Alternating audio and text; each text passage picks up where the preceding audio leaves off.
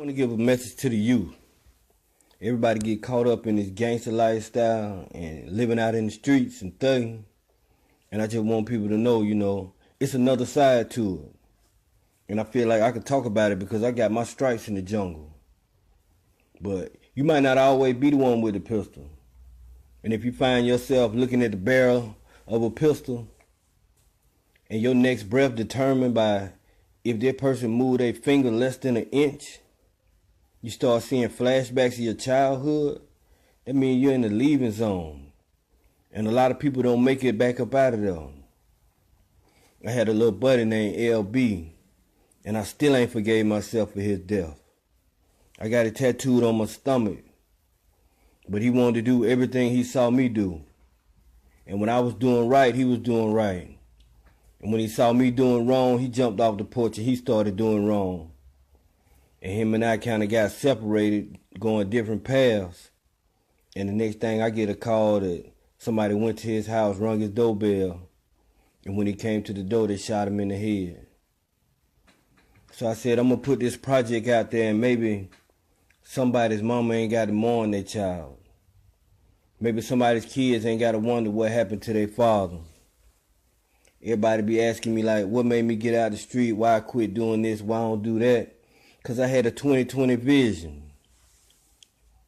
God showed me where my life was headed and what I could become. And I decided it was worth me to walk away. Just like that story in the Bible when the guy asked Jesus, hey, what do I need to do to go to heaven? And basically Jesus said, turn your back on everything and walk away. And that's a very, very hard choice and not many people could make it. But the 20/20 vision I had was so strong, I couldn't ignore it. So now I'm going to share with y'all my vision and let y'all see what I saw. And maybe by the end, you'll understand why I made the choice that I made. I saw myself one day sitting in a movie theater, and I watched myself just sitting there. As the end of the opening credits went up the screen, I looked down to make sure my phone was on silent. Suddenly it appeared that the light on my phone was the only glow in the crowded theater. Everything else was midnight black. Then a light from the ceiling came on and I saw a hologram of 3 images. 2 gorgeous women in long evening dresses and a man in a business suit who I later found out was Ray Carter. He had each of his arms around one of the women's waists. Once the holograms made it to the middle of the screen, Sam Cooke's Born by the River started playing. Ray Carter adjusted his tie as the women took a step back. From that moment there, I never took my eyes off the screen. It felt like he was looking right at me. He began to speak with a deep Barry White type of voice. He said, good evening, I'm Ray Carter. This story you're about to hear is called I'm Ray Carter. I'm standing here in hologram because my physical appearance just spent a lot of time in a place that it really didn't want to be. But that's because I'm Ray Carter. Please allow me to tell you about me. Tell me, sexy, said a woman who was sitting in front of me. As if he had heard her say it, he continued on by saying, I was a slave to darkness and used my power to build a drug empire. I turned my back on the devil, got locked up, and had to watch it all crumble uncontrollably. And I swear it seemed like the whole world turned their back on me. I knew I couldn't beat the world, so I joined the world. And I turned my back on me. By becoming a new me, I realized I could be whoever I want to be. Why not? I'm me. You used to be you. Because I'm definitely going to be me. And you don't have to like me. That's cool with me.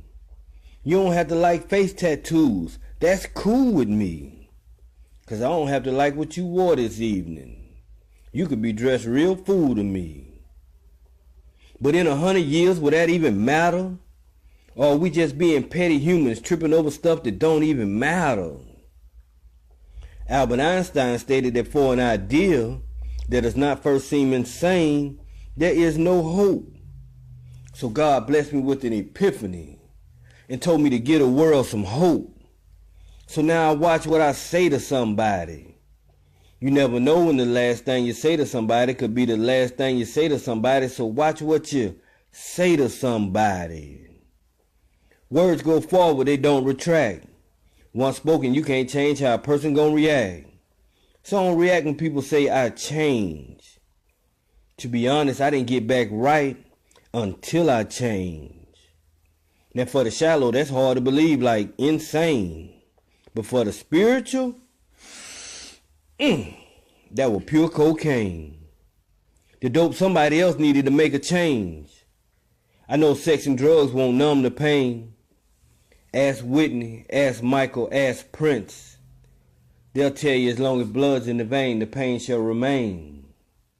So stay focused on staying focused. Avoid smoking mirrors and hocus pocus. Everybody know the early bird got the worm. But did you know the wise owl got the early bird? And though the owl was wise, he was eaten by a hawk. 'Cause he was always looking back and asking who. Does that sound like you? I sure hope not. But back to the hawk. He was shot by a hunter, stuffed and placed on a mantle, between a family Christmas picture and a holiday candle. All day just staring at the person who shot him. So be careful how you treat people. Karma will take you from the top to the bottom. That's why I fall back, mind my own business, and don't talk about nobody mama. I'm trying to dodge and not date fraternal twins, death and drama. I believe I've been here before, like I made it through the slave trade. And it being called the name today hurt your feelings? Slaves would have thrown you over the boat back in the slave trade. See, you're going to have to be strong to make it. Yeah, they're going to give you a title, but you ain't got to take it. So Jonah the prophet has been reincarnated to give the world some hope and make the foolish a little smarter. Back from the fish's belly. Hello, world. I'm Ray Carter. The two women who were standing beside him stepped back up and he placed his arms back around their waist. And suddenly all three ascended back into the light at the top of the screen.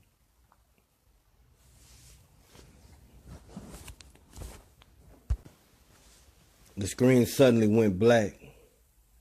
After 3 long seconds of suspense, a small light appeared moving around the middle of the screen. It was something growing larger and almost walking towards the screen. African drums and tambourines began to play lightly, but as the image increased, the sound increased. I had to squint my eyes to see if the women standing beside Ray Carter had on workout suits or body paint. Whichever it was, it got more than a few oohs and ahs from a group of guys sitting in the thirsty section. Not only were the women in this scene different, but Ray Carter had changed to a pair of overalls and a wife beater. He removed his arms from around the women's waist, adjusted his Atlanta Braves hat, looked right at me and said, I want to tell you about a conversation I had that got real deep. See, I walked off my temporary job October the 14th. A lady asked me where I was going. I told her I got to go print out my obituary and pick up my new birth certificate. She stood there looking twisted. I told her the new me need proof that the old me is dead, so I have to go print out my obituary so the new me can go by the hospital and pick up my new birth certificate after I left the cemetery. She was still looking twisted. I told her, bump it, you missed it. I'll come back and visit. I got to go handle my business. She said, well, baby, slow down. What business? I told her I got to talk hope to a doubtful world. Try to put some soul glow back in your spiritual curl. 'Cause every spirit around me need rejuvenation. To make a long story short, I'm trying to save a lost nation.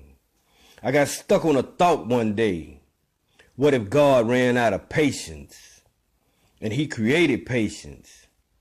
Then I thought about the flood. That's right, he destroyed a nation. When he does come back, I don't think we're going to like the company that he keep. I heard he tells death when to wake up and when to go to sleep. She said, "You starting to sound like a doomsday prophet." I told her, "No, stop it. What's the good knowing the future without having the power to stop it?" And I ain't trying to scare you, I'm trying to prepare you. I used to just want to talk to you, now I'm trying to take care of you. She told me Moses, Malcolm, and Martin went hard. If I want to date her, I got to go even harder. I told her it's already written on my new birth certificate. That's why I changed my name to Ray Carter. Then the two women walked back up next to him, and he placed his arms back around their waist. All three turned around and started walking into the screen. A lot of men in the theater started clapping. I don't know who chose these women walking with them, but they deserved a standing ovation. As they disappeared deep into the screen, people behind me kept saying, "Look, look, look." I turned around and saw two women wearing business skirt suits, along with a shirtless Ray Carter, walking in hologram form down the center of the aisle. Ray Carter looked like he had over 1,000 tattoos on him. Some men and women sitting in the aisle seats reached out to touch the identical twins that were walking next to him. When they reached the end of the aisle, they walked up invisible steps to the screen and turned around to face the audience. The song "Woke Up This Morning" by Lightning Hopkins began playing over the intercom speakers. This time, as he began to speak, the twins walked back down the invisible stairs and up the aisle. Ray Carter looked up as if he was talking to heaven and said, "It is time, Lord." He looked back at me and said, "The judge asked me did I feel any remorse for killing the man. I told him I only pulled the trigger. The bullet killed a man. It is time, Lord." I asked my big brother how'd he feel when he got shot in his head. He told me, "You don't feel it, it just hit you." That's the realest thing he ever said. It is time, Lord. My little brother went to court with a digital pager, got locked up and didn't get released till the release of the iPhone 6. We had a moment of silence. He asked me what he missed. I told him death and AIDS, 'cause Robin Williams hung himself and Charlie Sheen caught AIDS. It is time, Lord. James Dean and Paul Walker drove a fast and furious course. James Dean was reincarnated as Paul Walker and died again, burning in a Porsche. It is time, Lord. When I see Dakota Fanning, I think of John Bonet Ramsey and how her life could have been if she was born to a better family. It is time, Lord. Strange Spirits, Call of Duty, and Grand Theft Auto. Got these kids today shooting up the world with no morals like they're only playing Grand Theft Auto. It is time, Lord. My thoughts run deep while I'm awake, I quantum leap. I dream nightmares, so I pray while I'm asleep. Is this my destiny or have my dreams gotten the best of me? I'm 80% celestial. Crocodilian is the rest of me. They say if you look a reptile in his eyes, you can see his soul. So I wear my sunglasses even at night. Cold. A reptile warned me about leaving a turtle flipped over on his shell. He said the hardest thing to do in life is to right yourself. After being knocked off course by a stronger force. That's why a lady named Plain Lucky just got divorced. From Mr. Unlucky Lucky, and it ended in shame. She went back to her maiden name, Plain Jane. Then both our lives changed. I had to make 3 lefts just to go right. Before the sunny days came stormy nights. Now I'm in my own lane with a split personality. I only compete with myself, and that's a harsh reality. I won't do anything to win. How my faith is set up, I can't lose. It's a thin line between a prophet and a prophet. Please don't be confused. I'm not a rapper, I'm a writer. More of a lover than a fighter. But I can rap and I can fight. I just don't want the titles. I'm not the king of the jungle. Too focused on humble. So once again, you ain't gotta like me. You can go ahead and hate me, but one thing you can never is mistake me for somebody else. I'm forever myself. Why live for everybody? You gonna die by yourself. It is time, Lord. As Ray Carter finished speaking, all the previous hologram images appeared with them, accompanied by two angelic-looking women with wings. One angel turned and walked to the right, and the three Ray Carters walked with him. The other angel turned and went to the left, and all 6 of the women followed her. I think this is the point in the movie where everybody made up their mind that they'll be back to see it again. The combination of the words he spoke and all the hologram images made me feel as though I was entering into another dimension. I almost felt like I was time traveling. The screen went dark before the words, "The Wedding Argument," popped up. The movie now looked like a normal movie. I saw a large crowd of people in an open stone room. The brightness of the sun shining through the window let me know it had to be about, I want to say, high noon to 3 o'clock. I noticed the guests were making circular motion with their mugs, so I assumed a lot of alcohol was being consumed at this party. I noticed a beautiful woman, probably in her mid-40s, walking through the crowd with a very frustrated look on her face. She walked up to a man standing in the back of the crowd and said, "We're out of wine, and the reception is just getting started. Please don't let this embarrassment fall upon me." The man looked her in the eyes for about 5 seconds, but the look he was giving her made it seem more like 5 minutes. Then he finally spoke. "May I speak with you in private?"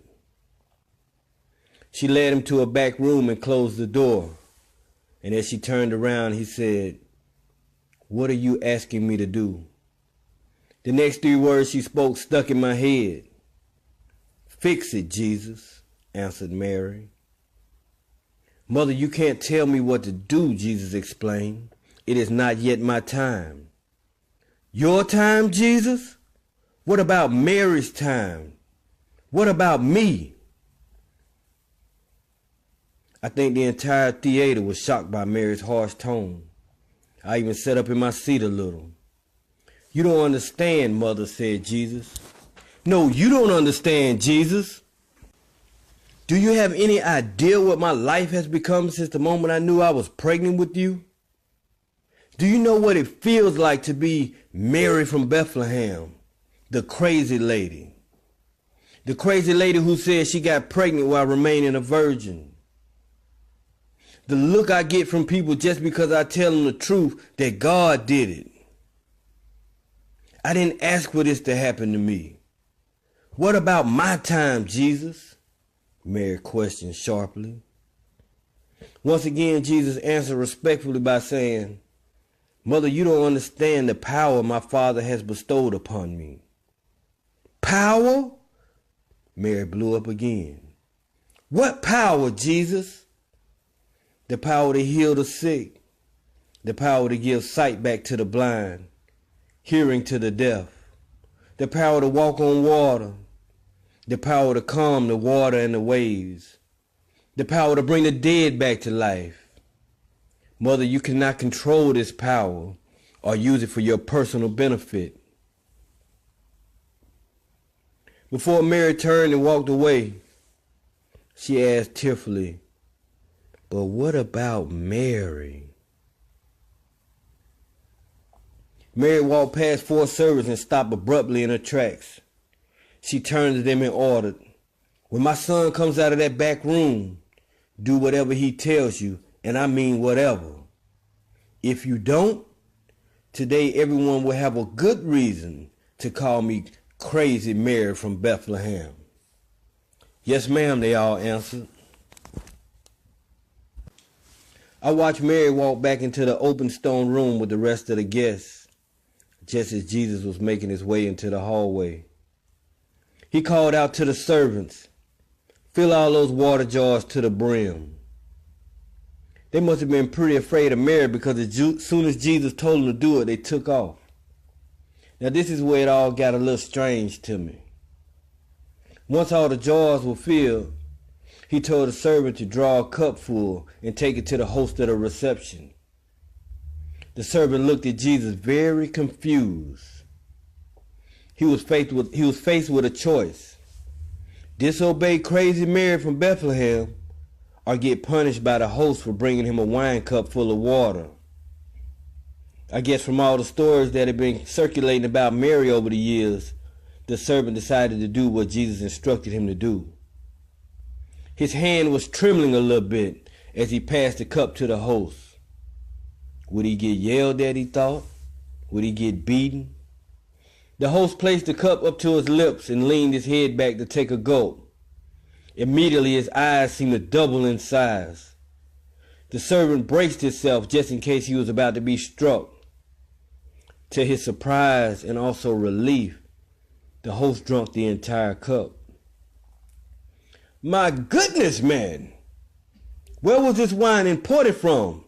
And why wasn't it served to the guests first? Because it just arrived, said the servant.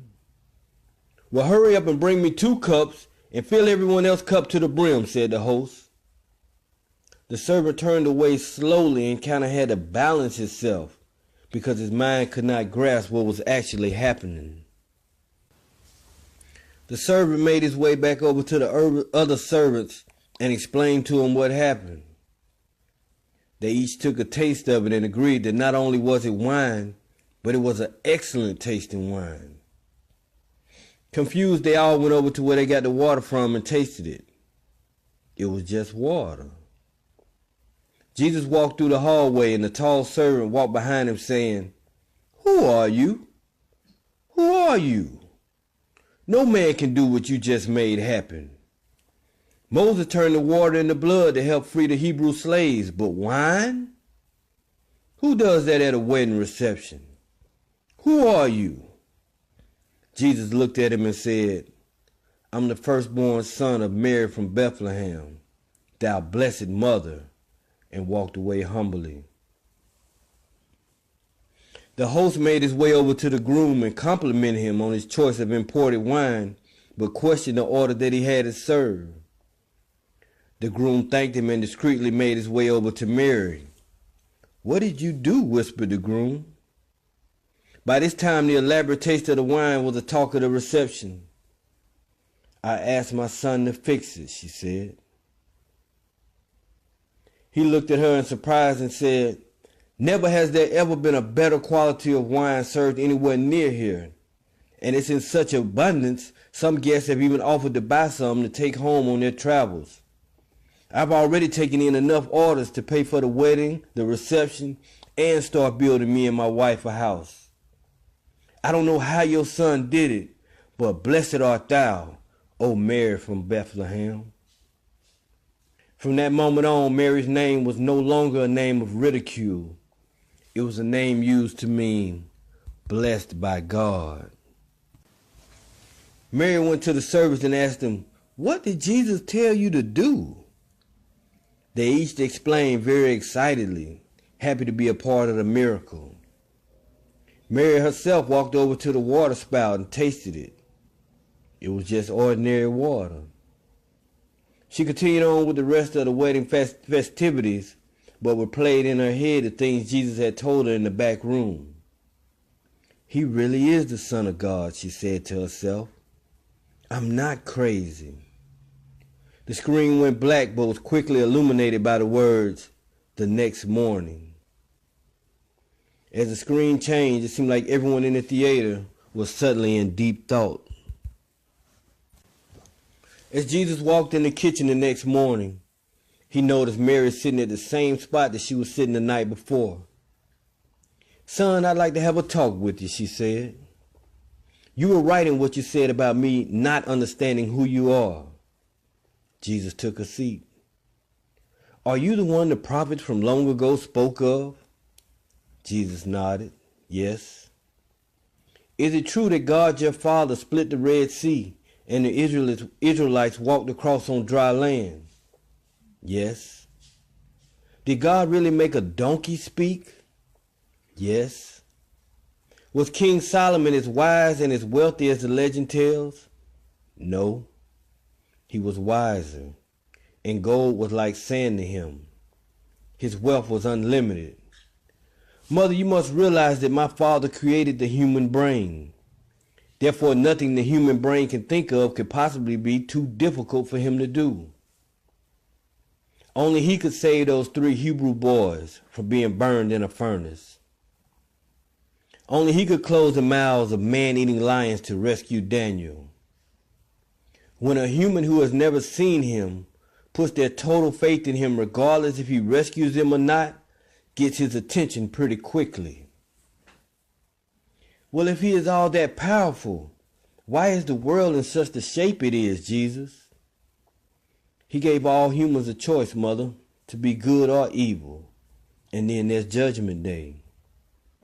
When the Israelites came out of Egypt, they had a choice to believe that if they looked up at the bronze snake Moses was holding, they would be healed from snake bites. So it is with me. Humans have a choice to believe in me or not. So what's next for you, son? By this time tomorrow, word would have spread throughout the entire area about the wedding. Jesus took a deep breath and said, when something unheard of happens, everyone hears about it. Now I must go through the land and fulfill the prophecies that were written about me. The hourglass for my time on earth started at the wedding. I prayed to my Father once you left out the back room. When you told the servants to do whatever I said, your faith was manifest into a miracle. Prayer and faith can make the impossible possible. But why me? Why did God choose me? Asked Mary. One day you will meet the Father and you can ask him that yourself. For now I must go and be about my Father's business. And my own people will put me to death. Mary jumped up from her seat. Now hold on, Jesus. Nobody's putting my son to death. Didn't your Father give you the power to stop it? Yes, Mother. Well, you must. You just must. Son, you must stop it. No, Mother. It must be this way, explained Jesus. But you're my firstborn son. What mother wants to lose a child? That's why I didn't want to come to the wedding you kept asking me to come to, Mother. I knew what was about to begin. When you walked out of that back room, I told my father I wasn't ready to start. He said, but what about Mary? What about what Mary has had to not understand for over 30 years? What about the struggle she's been going through to keep her sanity while trying to remain normal? So he was thinking about me? Said Mary with a surprise. Yes, Mother. And for what you have to go through in the future, my Father will make your name as known as Eve's throughout the world. But I'm just an ordinary woman. So was Eve, Jesus assured her. Their conversation was interrupted by the arrival of the host from the wedding, and also a group of children who came to see Jesus, the miracle worker. Jesus, Jesus, the children called out before being sent away by the host. Leave the children, he said. We have adult business to attend to. Jesus firmly instructed the host to let the children come in first. The kingdom of heaven belongs to these little ones. After answering a few questions, Jesus prayed over the children and sent them on their way. Oh, blessed Mother Mary, how are you? You're looking as lovely as ever, I might add. I'm just fine, said Mary, not impressed at all by his flattery. Jesus, I'll get right to the point. I have 13 water jars at my house, and if you will turn them into wine, I can offer you a hefty profit. I can't turn water into wine, said Jesus. Yes, you can. You just did it at the reception yesterday. I have the power to turn water into wine, but not the choice. What do you mean, Jesus, said the host. My Father in heaven gave me the power to do it, but only for his purpose and not my own. I'm here to do his will and not mine. Now please excuse me, I have a lot of work to do. The host was still trying to convince Jesus as he walked past him and out the door. Once again the screen went black and the word Joe glowed through the darkness.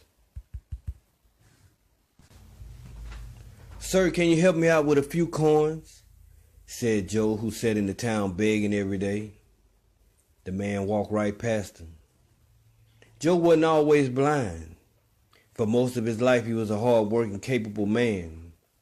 An accident that occurred while shearing his sheep left him blind, homeless, and feeling worthless. His only means of survival was begging.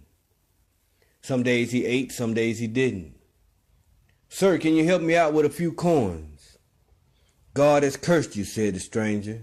I can't help you. Joe sat back down.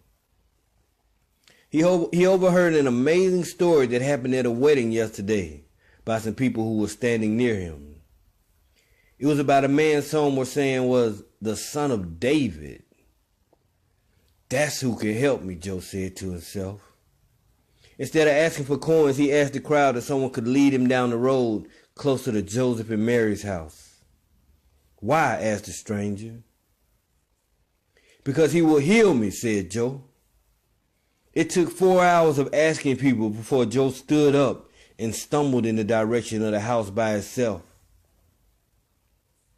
After being directed close to the house, Joe sat down and waited, and waited, and waited.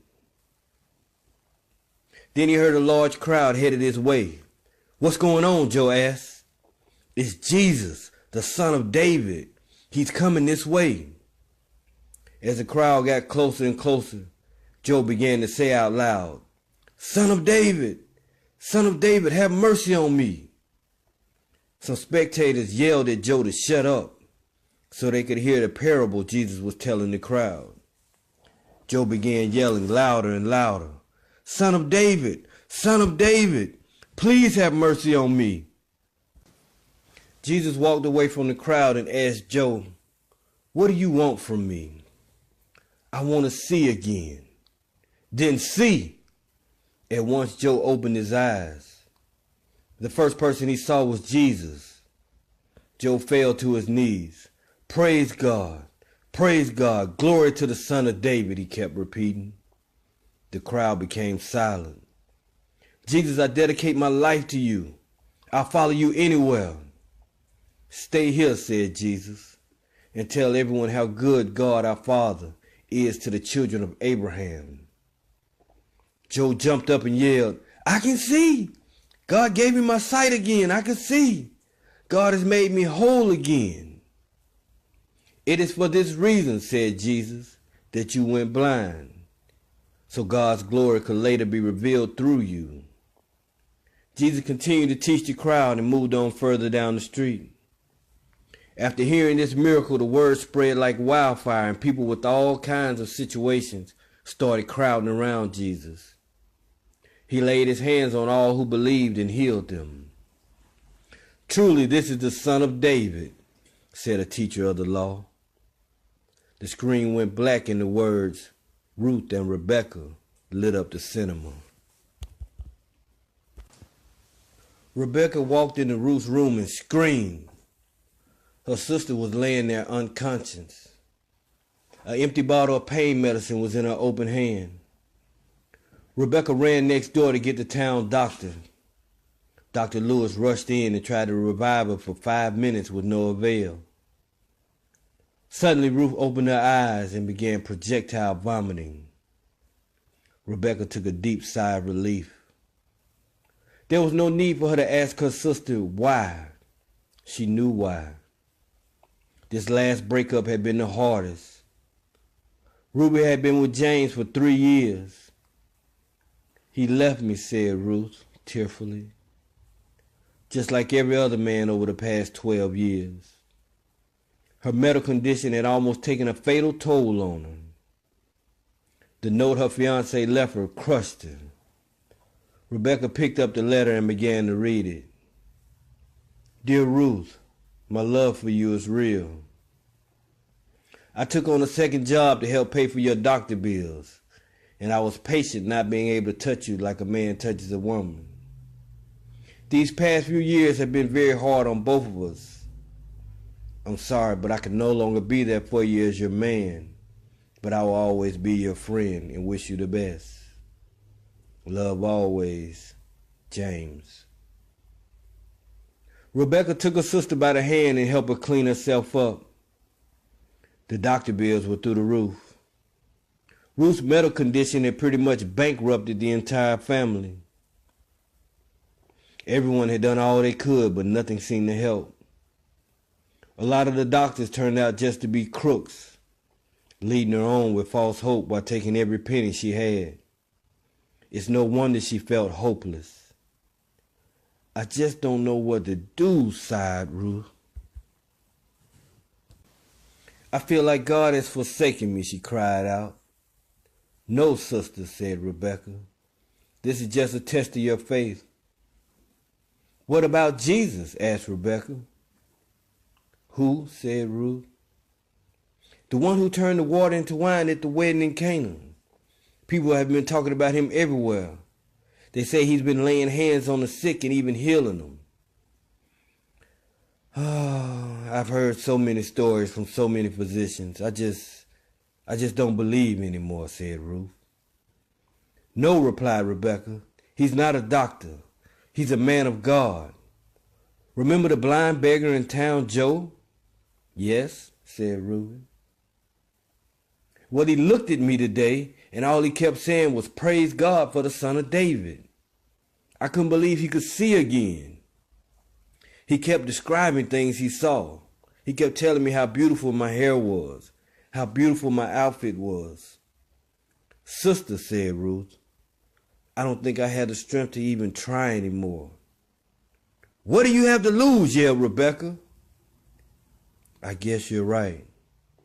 For now, let me lay here and rest. Ruth stayed up thinking all night. She imagined how would it feel to have a normal life, to be able to be a wife and a mother, to not feel weak all the time from constantly losing blood. The thought took control of her. The joy of being healed outweighed her depression. I'm going for it. I'm going for it. I'm going for it. I'm going for it. Ruth repeated it to herself until she fell asleep. Early the next morning, Ruth and Rebecca set out to find Joe the beggar. They noticed a small crowd and walked up to it. Everyone was listening to Joe tell how his life was just dramatically changed. Suddenly Joe yelled out, "There he is!"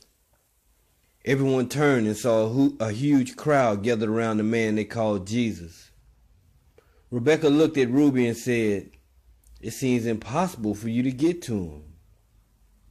Ruby looked back at her and said, "Watch me." She slowly made her way towards the almost mob-like crowd. She noticed everyone was trying to reach Jesus' hands to be healed. "If I can just touch the hem of his garment, I will be healed," she said to herself. She knew that being a small woman, she might get punched. She might get shoved while trying to reach Jesus. Didn't matter, she thought. Life has been punching her and shoving her for the past 12 years. She knew that by trying to reach the hem of his garment, she might catch a knee. She might get kicked. It was all worth it, she told herself. I'm going for it. She started walking faster and faster until she was in the midst of the mob. One punch, two punches, a punch to the back of the head. She kept going. As she got closer to Jesus, she began to crawl. The crowd almost trampled her. I'm going for it. Just a little further, she told herself. I'm going for it. As she reached out her arm, the tip of her finger touched the hem of Jesus' garment. She stood up and smiled. It's over. It's over. Suddenly Jesus stopped walking and asked, "Who touched me?"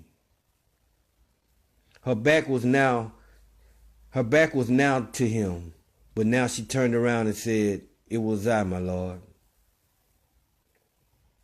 Your faith has made you well. Go in peace." Ruby and Rebecca ran home to tell the family what happened. The parents and the aunties rejoiced and gave God praise for healing Ruth. As the family stood there giving praise to God, Ruby said, "I'll be right back. I must go in the room where I almost died and give praise to God." After praying and crying tears of joy, she picked up a writing utensil and started a letter. "Dear James, thank you for giving up on me. It only made me stronger. I wish you the best as well. Yours truly, Ruth." And I must admit, the peace she had on her face actually encouraged me. I noticed a woman sitting on the aisle with me crying. I don't know what she's been through in life, but I believe seeing that story helped her have some hope. The screen went black and the entire theater anxiously waited for the next scene. "No More Pride" popped up on the screen. The movie screen lit back up, and I saw a mother standing over her daughter. "Blink twice if you could understand me," said Tabitha's mother. The house was full of family members who were praying and trying to comfort the child's parents. It was hard to see such a dignified man sobbing like a child, but the family knew how close Jairus and his daughter were. "Do something," yelled Alexandria to Jairus. He jumped up and ran out of the house. He had heard about the man the Pharisees hated named Jesus. He heard the story after story of all the miracles Jesus had done. "There he is," he said to himself. "If I could just get him to come to the house, he can heal Tabitha." At once he fell at Jesus' feet and cried out to him, "Son of David, have mercy on my daughter. Death is upon her, but you can save her. Please come to my aid. I have no hope but you." As he was saying this, some people from his house caught up to him and gave him the awful news. "Jairus, your daughter has passed." Jesus felt sorry for him and told him, "Disregard the news you just heard and believe." Jesus started walking toward Jairus' house. It was something about the confidence in Jesus' face that brought ease to Jairus' spirit. The closer they got to the house, the better he felt. By the time they reached the house, his face was renewed. Everyone was in the house weeping over Tabitha's death. Jairus went in to his wife Alexandria and told her, "I found him. He's here." Jesus made a loud announcement. "The child is not dead. She is only sleeping." "Who brought this wise guy?" Tabitha's uncle said. The entire house started making rude comments towards Jesus. He told a few of his disciples to follow him. "Where is the child lying?" asked Jesus. The parents walked Jesus and his disciples into the room and closed the door. Tabitha lay motionless, not breathing. Everyone in the room stood still and silent, bracing themselves. Is he going to bring her back? What is he about to do? Can he bring her back? Nobody said a word out loud. Jesus walked up to Tabitha and said softly, "Tabitha, get up." At once the child moved. "My God," said her mother. Jairus grabbed his wife's hand and they embraced their daughter. The disciples looked at each other saying, "Who is this?" "Get her something to eat," ordered Jesus, before telling her parents not to tell anyone about what happened. After doing the most powerful thing on earth, all Jesus said was, "Fix her something to eat." So powerful and yet so humble. Who is this? Was all the disciples could think about. Once they made it outside, the disciples asked Jesus, why did he tell everyone that the child was not dead, she was only sleeping? Jesus explained, I didn't want everyone to know that I raised her from death. But I knew that once the child walked out of that room, everyone was going to need a thought to grasp in their minds. So I planted one when I walked in, that the child was not dead, she was simply sleeping. Now let us go find something to eat. But how did you know that you were going to bring her back to life? Asked the disciple. Because my father told me to, because of the faith her father had that I could. Do you know what faith is? Jesus asked the disciple. I think it's the belief that what you want to be done will be done. Yes, but active faith is demonstrated by a person's actions, not by just what they simply believe. I didn't tell that woman Ruth that she was healed. She was healed when she acted on what she believed in. How long do I have to be here before people have faith in God? Either you believe or you don't. It's no gray area. Peter, do you believe you could walk on water? No, said Peter quickly. Then you never will. What the mind believes is true. You have to teach a child hot. Once a child feels hot and understands what hot is, the child acts accordingly when you say hot, because the mind believes it's hot. Joe believed I could make him see, so he kept yelling until I spoke to him. His actions were shown through his persistence. Faith without actions is dead, remember that. Yes, Jesus, they all said at the same time. Listen to this story about two fishermen. They were out in the same boat, and a huge great white shark started circling the tiny boat they were fishing out of. Just in the nick of time, a killer whale knocked the great white on its side and devoured it. One man said to the other fisherman,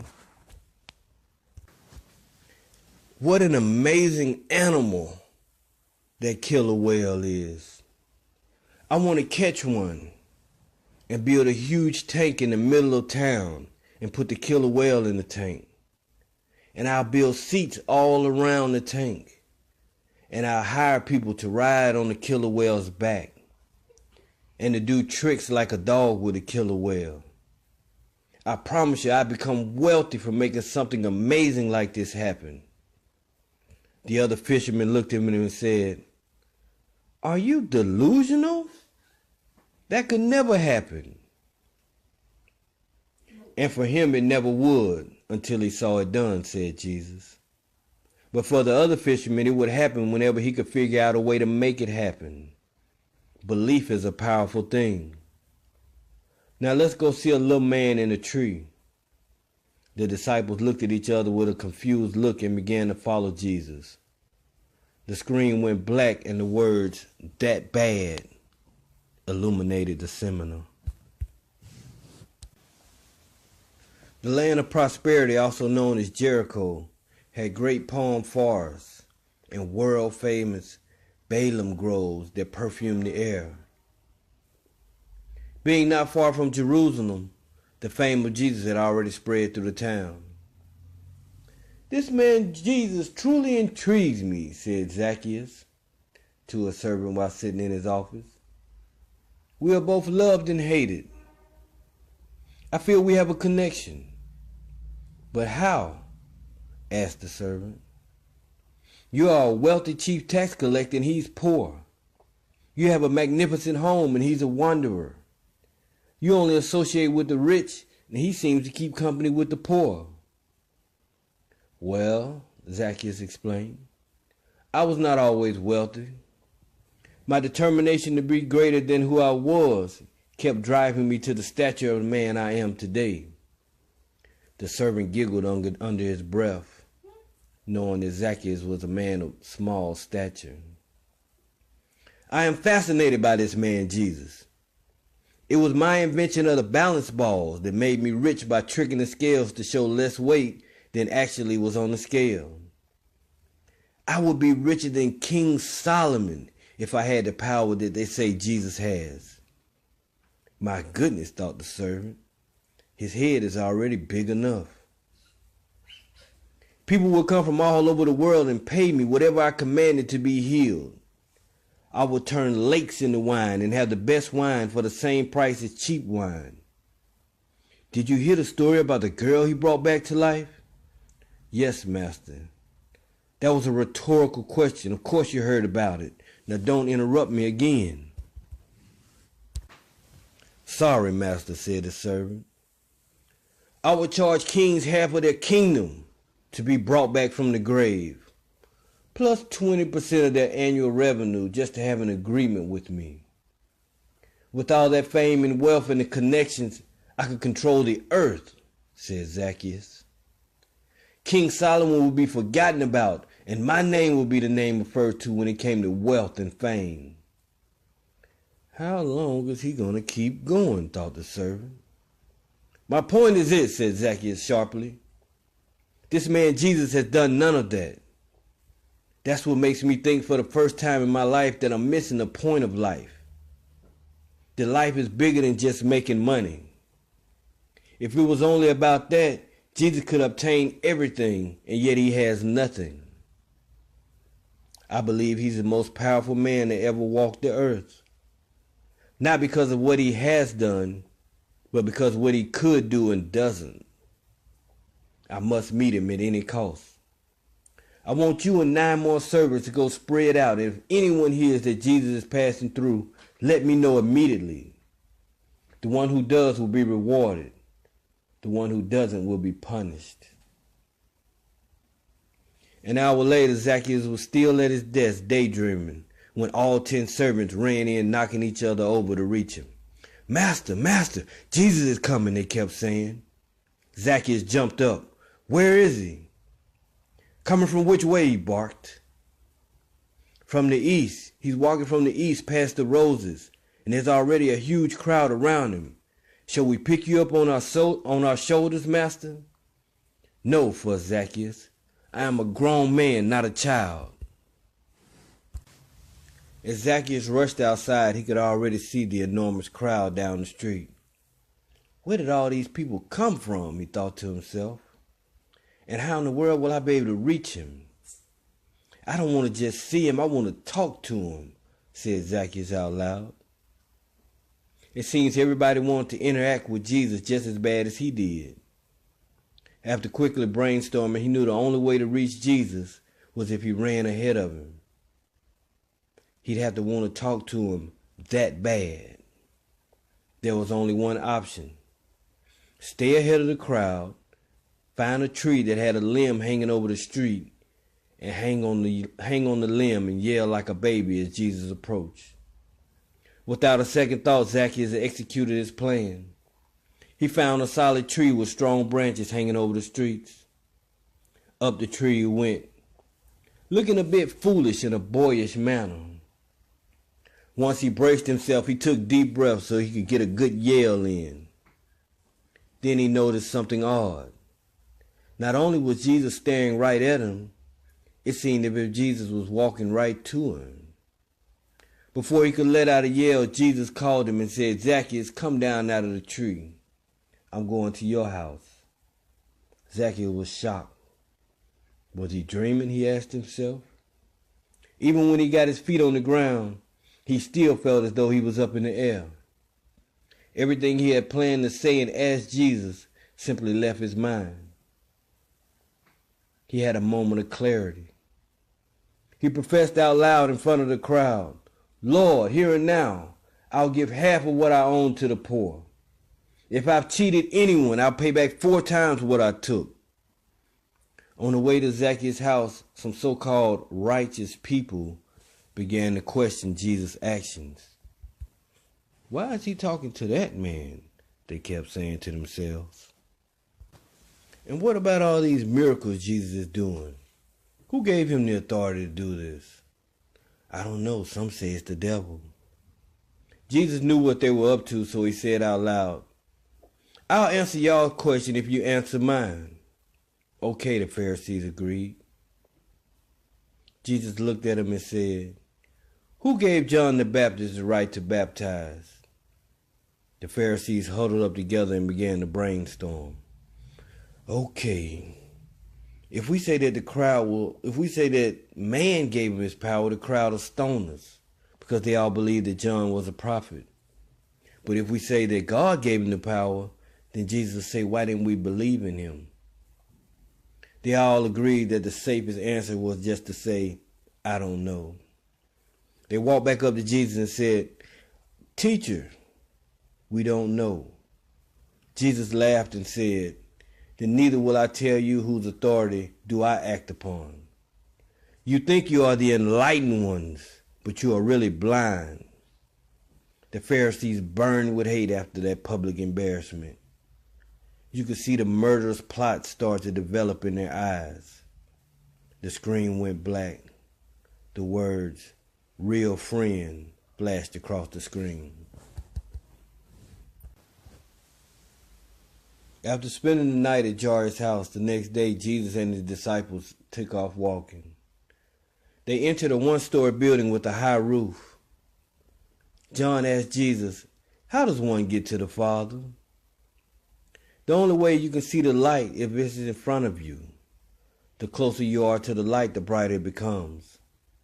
I am the way, the truth, and the light. Nobody comes to the Father except through believing in me. Then I believe in you, said John. Late at night, said Jesus, without acknowledging John's statement. He sat down and began to teach his disciples. Late at night, you see the moon and the stars. If a man could figure out a way to build something to get to the moon, he would. But before they would send a man up there and whatever they created to fly in, they would send something close to man like a monkey. So if they pick one monkey out of a cage of monkeys and put it in a device to fly to the moon and let it float around in the darkness for a few days and then brought it back and put that monkey back in the cage with the rest of the monkeys, it would never be able to fully explain what it saw. How did you know I was going to ask you what heaven was like? John said out of amazement. Just then the roof seemed to fall in. Someone had cut a hole in the top of it and they were letting a man down on a mat. The room Jesus was teaching in was so crowded people had to bunch together to not get crushed by the mat. Jesus walked over to the man on the mat and instantly told him, Paul, pick up your mat and walk. Jesus then instructed him, go outside and tell your friends thank you, because even though you didn't believe, they did. You would still be at home laying on your mat if it were not for the faith of your friends. You are right, good teacher. Thank you, said Paul. Thank you. Thank God and pray for me, said Jesus. I'm just the Son of Man. Something is wrong with my child. Help me, Jesus, said a worried parent. The child seemed to be throwing an awful fit. Evil spirit, come out of that child. The boy shook real hard and collapsed to the ground. He then stood up and looked around like nothing was happening. Are you okay? Asked his mother in a worried voice. Yes, mother, answered the boy in an innocent tone. Thank you, son of David. Thank you. You have healed my son. Yes, said Jesus, standing to a man next to him. What have you come for? I want to use my arm again, said the man as he looked down at his disfigured arm. Stretch out your arm, said Jesus. The man made an expression as though he was straining and began to slowly stretch out his arm. Fully extended, he started to bring it in and out, up and down. He began jumping around and shaking everybody's hand. Thank you, son of David. Thank you. Blessed is the woman who birthed you. Jesus continued to teach the people by saying, suppose a man with an unlimited supply of gifts passed out some of his gifts as dreams. Some people have big dreams, some people have little dreams. But each person is judged by the ones that they have, not by the ones that they don't have. Some people's dreams are like the seeds that fell on thorn bushes. The worries of this life choke out the dream, and it never starts to take root. yet they will still be held accountable for their gift. Some dreams are like seeds thrown on rocks. They enjoy the idea of a dream, but it does not bury itself in their spirit, so they never act on it.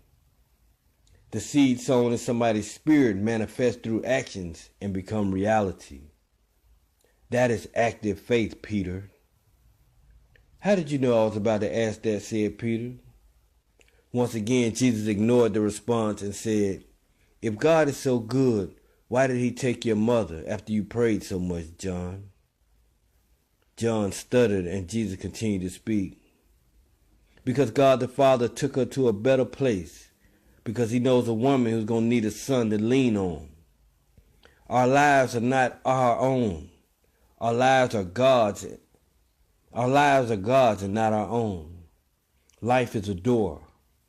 We cannot control who goes in or who comes out. When someone will come in or when someone will go out. Everything is already written down in the great book of life. The story of mankind told by my Father. The story that is so good that he's praised day and night in heaven. All day long he's praised. The musician did a beautiful job with the soundtrack, but he never got the praise the storyteller got, so he took his band and came to earth. He spreads his evil throughout the world. Listening to him is what caused the downfall of Adam and Eve. The screen went black and the words, burning love, flashed across it. We are going to kill you, said Brutus the Pharisee, after repeatedly beating Samantha. He hated Samaritans. Now tell us the truth, Brutus demanded. I told you the truth, every time. Samantha tried to explain as she spat out blood and teeth. Tell us, he yelled. I went to Jacob's well to draw out some water, and there was a Jewish man standing by the well. He asked me for a drink of water. Foolishness, yelled Brutus as he slapped her. No Jew would dare drink behind one of you. Then what happened? I asked him why he was asking me for a drink, and he said, if I knew who I was talking to, I would ask him for living water. He said whoever drinks from the well will become thirsty again. But whoever drinks from the water shall never thirst again. Then I asked him for some of that living water so I would not have to keep coming back to the well. He told me to go get my husband. I told him I was not married, and he told me I was right because the man I was with now is not my husband. I don't know how he knew, but he knew how many times I'd been married before. Who else heard this question? Said Brutus. Nobody, it was just him and I. Brutus punched her. Liar! He never travels alone. His disciples were going to get some food because they arrived a little later. I'm not lying, said Samantha, pleading for her life. Then what happened, said Brutus. I told him that I knew he was a prophet. Samantha could see the anger burning in their eyes. They really are going to kill me, she thought to herself. The Pharisees started gathering firewood. With that in mind, she spoke with confidence. She sat up in her chair and began to speak. I told him I knew he was a prophet and that the Samaritans worship on this mountain, even though you Jews say that Jerusalem is where God is to be worshipped. The more she talked, the bolder she became. No longer scared to die, Samantha started saying his name. Jesus. Jesus told me now is when the true worshipers will worship God, in spirit and in truth, because God is a spirit. Brutus lit up a torch. With death approaching, she screamed the rest of her story. I told him everyone knows the Messiah was coming, and he said, I am he. The Pharisees flew into a rage. They lit the straw,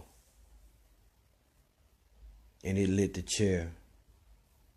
It was no point in killing her because most of the Samaritans who had heard her story and met Jesus already believed. But they did it anyway out of hate. They buried her body to cover up the crime. Samantha was a diamond in the rough. forever immortalized as the first Samaritan believer, known only as the woman at the well.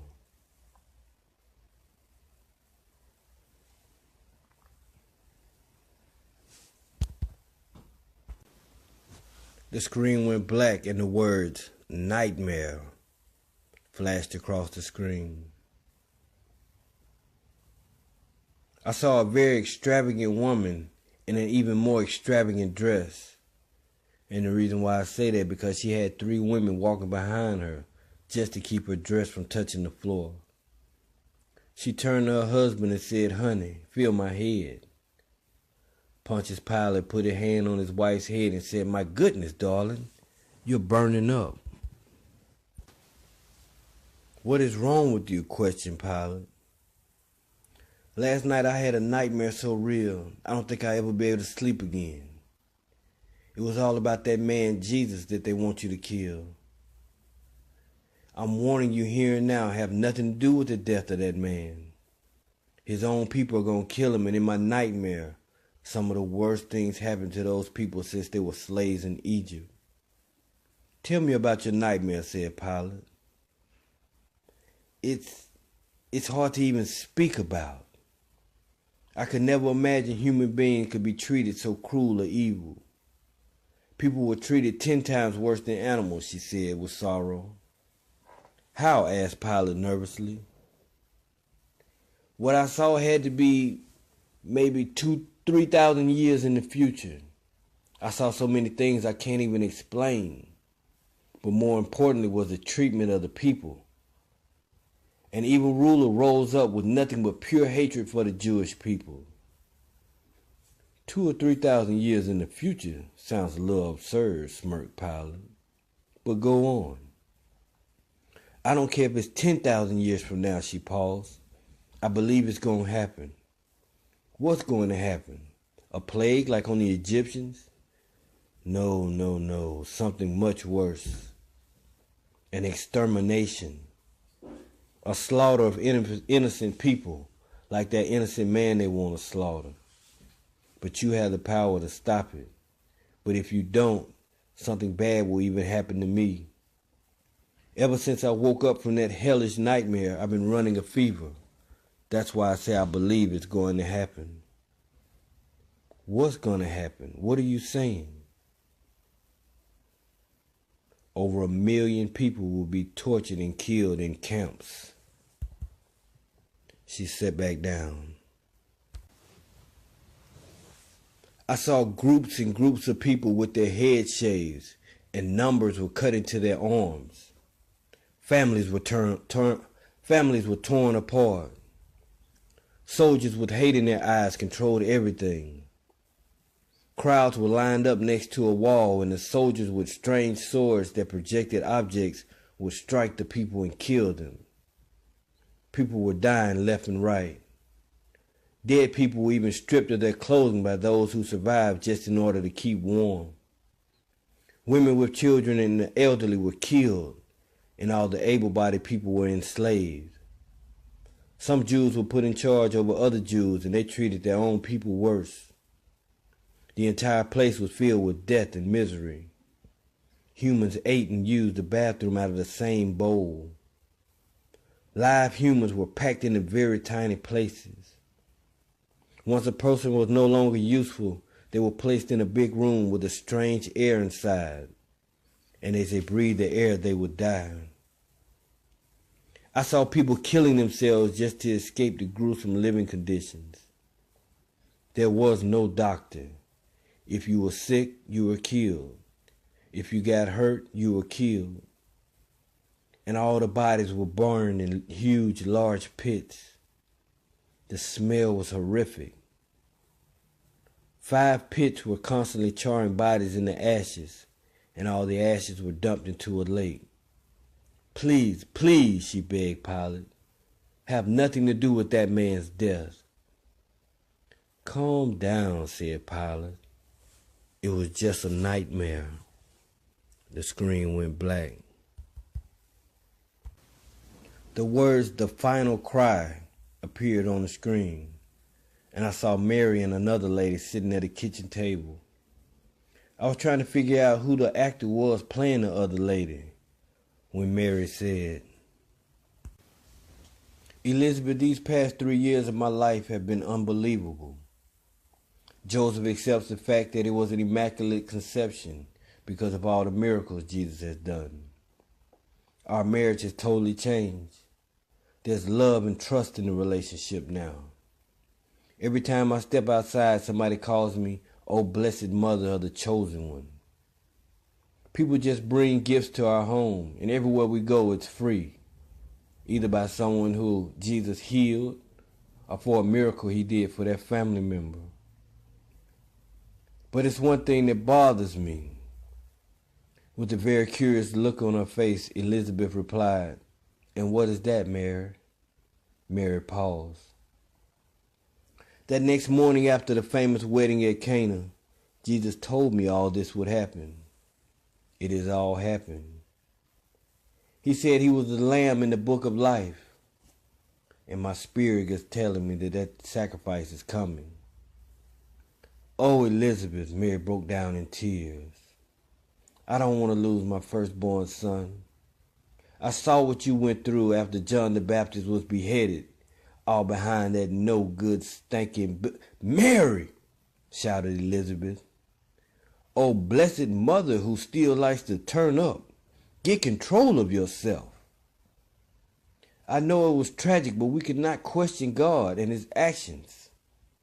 Everybody is a little piece in God's puzzle of life, and we can no more understand that puzzle than when you first said you became pregnant while being a virgin. Do you remember how old I was when I became pregnant with John? It had to be God, because my husband had been down for the count a good while, she said while laughing. I believe John was sent here for a purpose, and after that purpose was fulfilled, God took his spirit back. You're right, Liz, you're right. I must now go to the house. Jesus is at the house waiting on me. I sent word for him to come visit. I just needed to come talk to you and have a pep talk. Anytime, sis. Mother, Jesus said excitedly the moment Mary walked through the door. Oh, Jesus, it is so good to see you okay.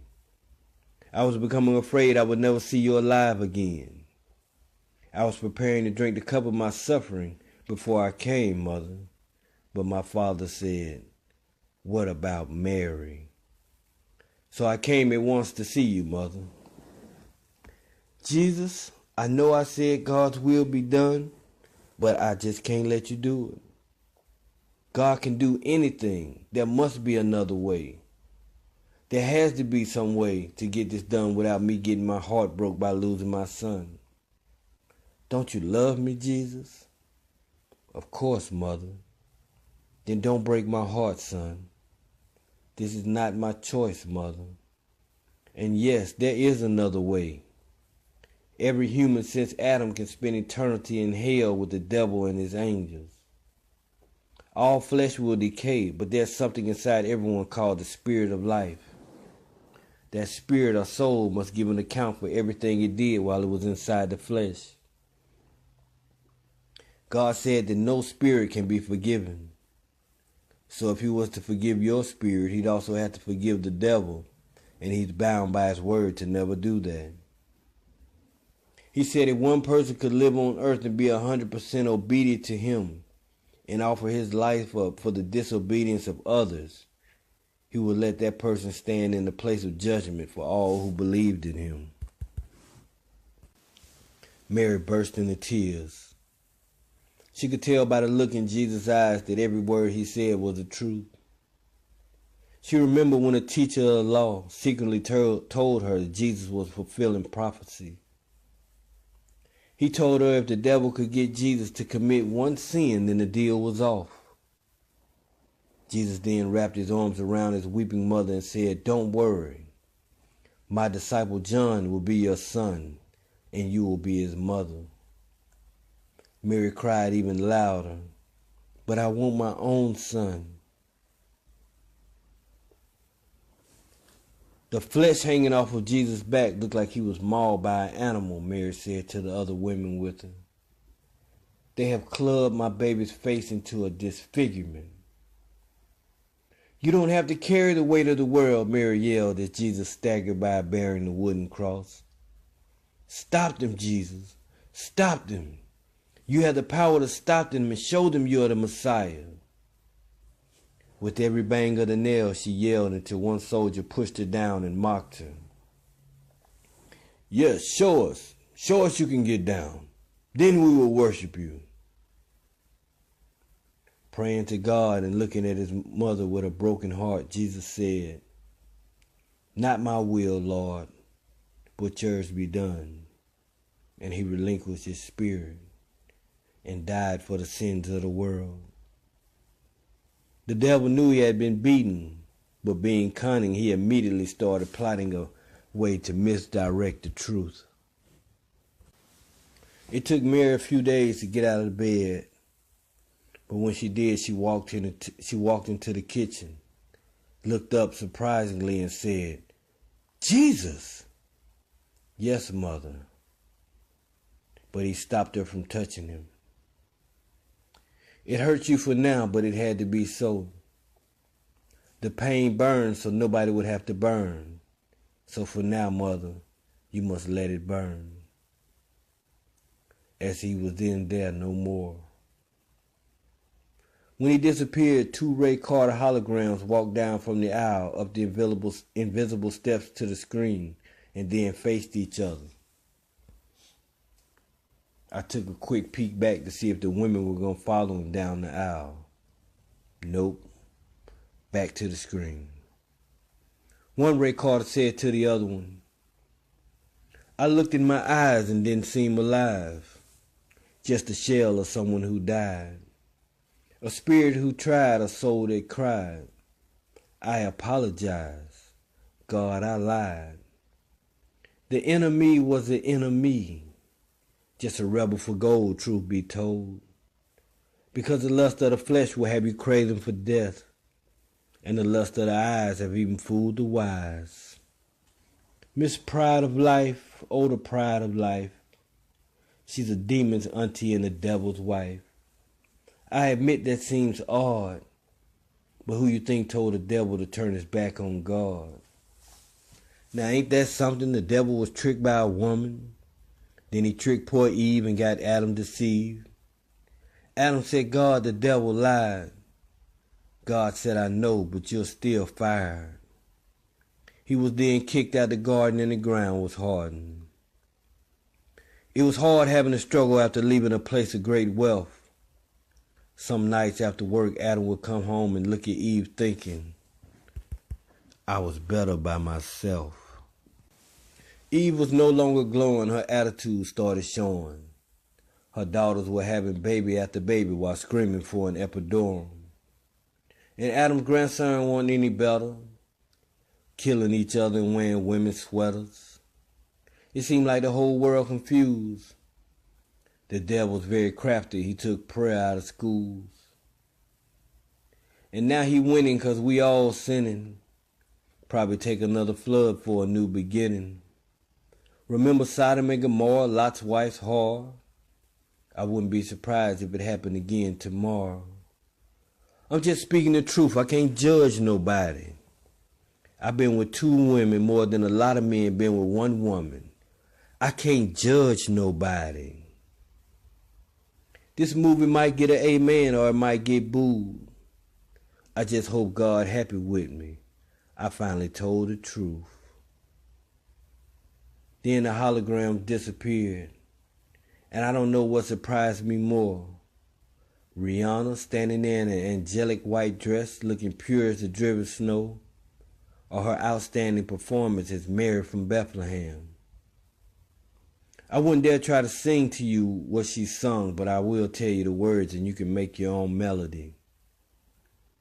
Ride on, King Jesus, ride on. Ride on, King Jesus, ride on. You are riding through the land. All power is in your hand.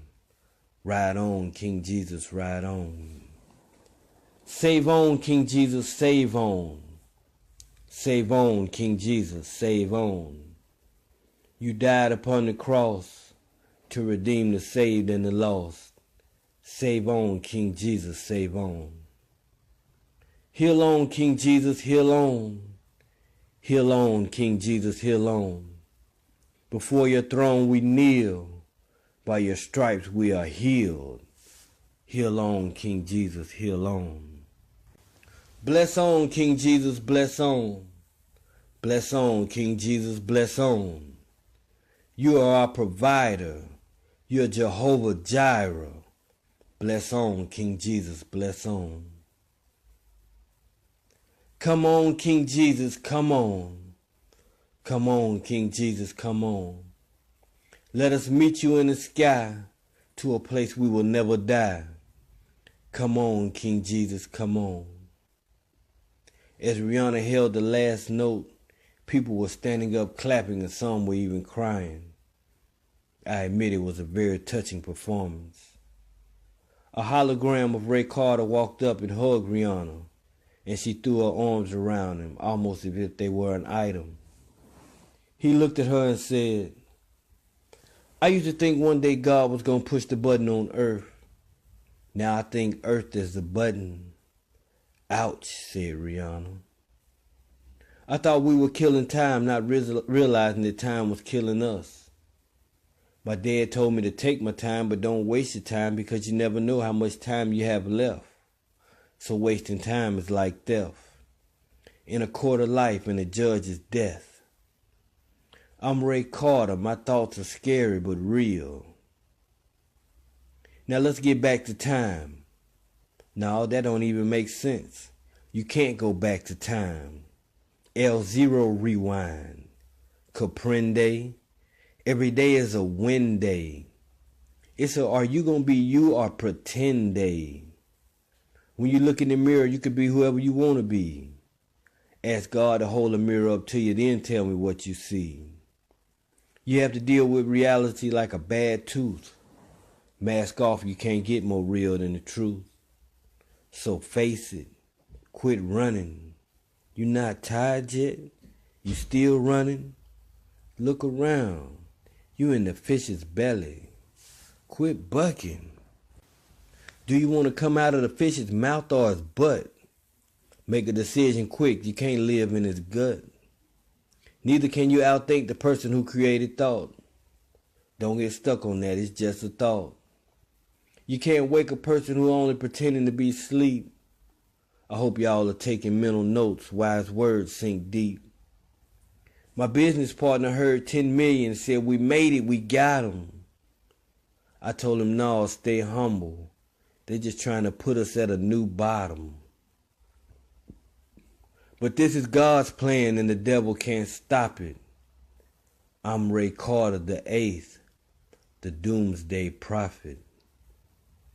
Ray Carter and Rihanna ascended up into the top of the screen, just as a woman who looked like an older, beautiful image of Beyonce walked onto the screen. She was wearing a long, elegant dress with 3 women holding up the back to keep it off the ground.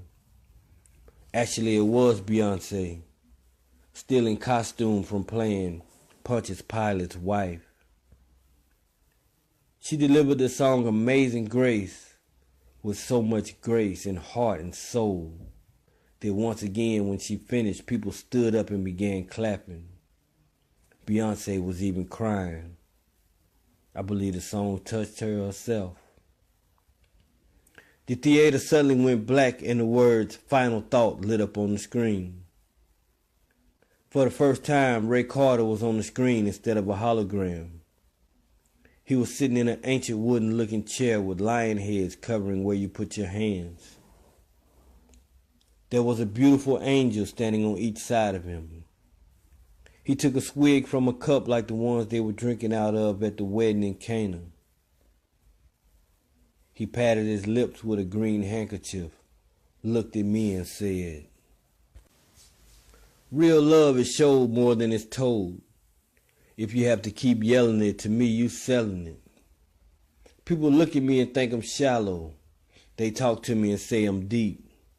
Even if you walked a mile in my shoes, You couldn't do it with my feet, up under my pain while carrying my strain, still keeping your sanity in a world insane.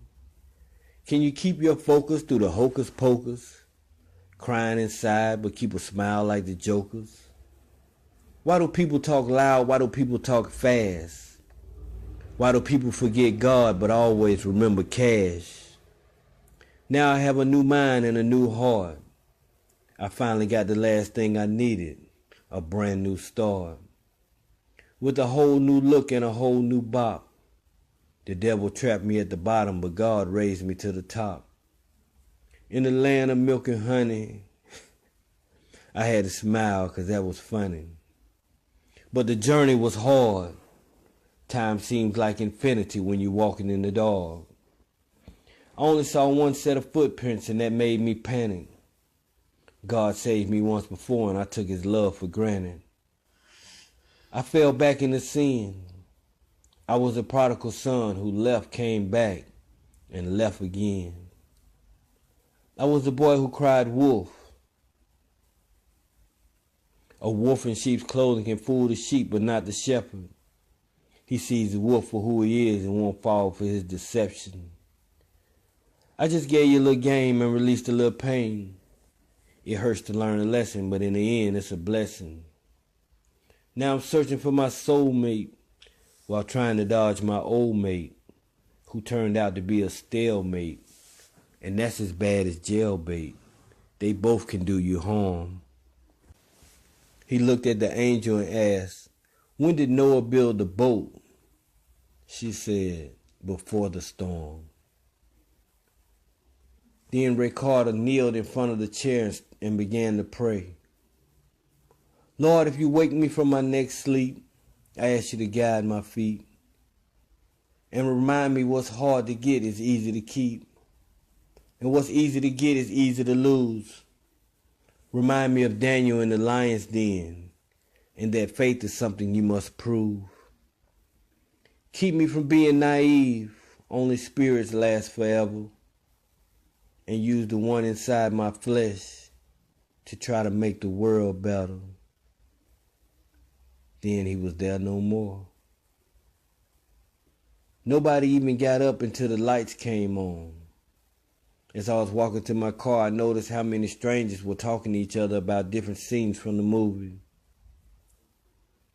Driving on the highway, I watched parts of the movie in my mind.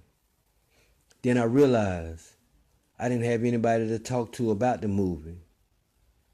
So I recorded it as an audio book, so somebody will one day make it a movie. I left out the ending and 8 of the best scenes so nobody can steal my movie. God didn't make me naive.